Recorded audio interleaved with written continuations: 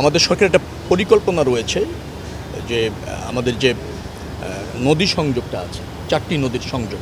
তো এই 4টি নদী ঢাকাকে পরিবেষ্টিত করা আছে। সেই জায়গাগুলিতে আমরা ওয়াটার বাস এবং যেটাকে বলা হয় নৌপথে চলাচলটা যাত্রীদের জন্য নিশ্চিত করতে চাই, মনোরম পরিবেশে নিশ্চিত করতে চাই। তো সেই পরিকল্পনা নিয়ে এর আগে একটা মিটিং হয়েছিল, তার ফলো আপ মিটিং। তো সেখানে বেশ কিছু প্রতিবন্ধকতা আছে, বেসরকারি কিছু উদ্যোক্তাদের আগ্রহ আছে, সেটা সমন্বিতভাবে কীভাবে কাজে লাগানো যায় সেই জন্যই এই মিটিংটা ছিল। রুটটার চারিপাশেই আপনি যদি গাবতলী থেকে শুরু করেন, একেবারে টোটালটা ঘুরে আবার গাবতলীতে চলে আসতে পারবেন, নারায়ণগঞ্জ হয়ে, আশুলিয়া হয়ে, টঙ্গী হয়ে, আপনার বুড়িগঙ্গা হয়ে, সদরঘাট হয়ে, তারপর ওটাকে বলা হয় কি বসিলিয়া হয়ে, এরকম রাউন্ডে যে চিত্রটা আছে। এর জন্য কোনো খনন করা লাগবে আলাদা করে? কোনো খনন যদি আপনার মৌসুম যেটা শুষ্ক মৌসুম যদি বলেন, তো তখনকার সময় যমুনা থেকে পানি এনে পানির প্রবাহটা বুড়িগঙ্গা, ধরেশ্বরী, তুরাগে অব্যাহত রাখার জন্য, বালু নদীতে অব্যাহত রাখার জন্য প্রয়োজন হয়। কিন্তু আবার এই সময়টা রেনি সিজনে আবার সেটা প্রয়োজন হয় না।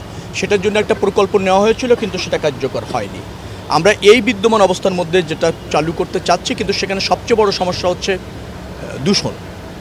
তো সেই দূষণের জায়গা চিহ্নিত করতে গিয়ে দেখা গিয়েছে যে ঢাকা দক্ষিণ সিটি কর্পোরেশনের 21টি জায়গায় সরাসরি ওয়েস্টেজ দিয়ে দেওয়া হচ্ছে নদীতে। উত্তর সিটি কর্পোরেশনের এরকম 16টি জায়গা আছে। ঢাকা ওয়াসার 66টি জায়গা আছে। আবার মিল কারখানা যেগুলি আছে সেখানে 150টা জায়গা আছে। সব মিলে 424টি জায়গায় এই সরাসরিভাবে ওয়েস্টেজ দিয়ে দেওয়া হচ্ছে নদীতে। সেইটা বন্ধ করা কিভাবে যায় সেটা নিয়ে আজকে আলোচনা হয়েছে। সংশ্লিষ্ট দপ্তরকে নির্দেশ দেওয়া হয়েছে।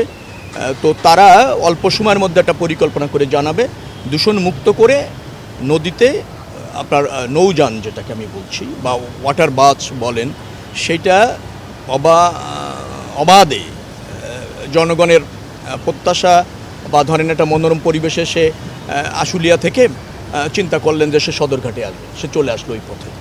কেউ হয়তো ওখান থেকে নারায়ণগঞ্জ যাবেন, সে ওই পথে যেতে উৎসাহিত হলো। এই রুটটা মোটামুটি বেশ বান্ধব মনে হয়েছে, আপনি যদি বলেন গাবতলী থেকে শুরু করে একেবারে নারায়ণগঞ্জ পর্যন্ত। কিন্তু ওই দিক থেকে যে রুটটা আসছে সেটাতে কিছুটা অবস্ট্যাকেল আছে, মানুষের আগ্রহ কম আছে। কারণ আমাদের দেশের মানুষ তো আর 2.5 ঘন্টা 3 ঘন্টা নিয়ে ওই আপনার নদীপথে যেতে চায় না। সে সেখানে হয়তো 1.5 ঘন্টা 2 ঘন্টার মধ্যে বাসে যাচ্ছে।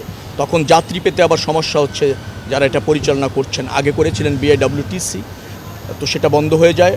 প্রায় আপনি যদি বলেন 57 কোটি টাকা পরিসংখ্যান অনুসারে লস হয়ে যায় 10 বছরে। তো তারা আর কন্টিনিউ করতে পারছিল না। এবার কিছু বেসরকারি উদ্যোক্তা আসছে, তারা এই ওয়েতে আপনার নৌযান চালাতে চান, কিছুটা ইসের জন্য, পর্যটকদের জন্য, আর কিছুটা যাত্রীদের জন্য।